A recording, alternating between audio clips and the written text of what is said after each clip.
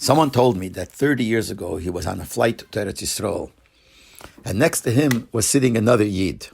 The one that told me was not a Lubavitcher, and the one that was sitting next to him was also not a Lubavitcher. But he told me, since it's such a long flight, obviously two Yidden sit next to each other to get into a conversation. So the other person tells him, I want to tell you something about the Lubavitcher Rebbe. And this is what he said. My grandfather, this person says, my grandfather learned in Berlin in the university at the same time as the Rebbe did.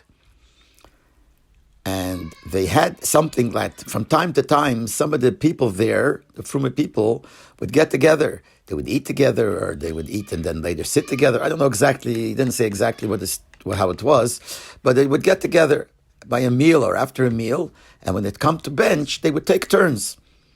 Each time, someone else would be the one to be mezamen, to say Rabbi Leibel and bench and do the zimun. Every time there was somebody else. From time to time, when it came the turn of the Rebbe, who was then the Edim of the Frierdiker Rebbe, his turn to bench. So sometimes he would say an excuse that I have a stomachache, I couldn't eat, I didn't wash, I didn't do this, all kinds of excuses, many times. And they figured out that this is whenever his turn came out to be the mezamen on a Monday or on a Thursday, he always found these excuses and would not bench. So they realized that he didn't eat.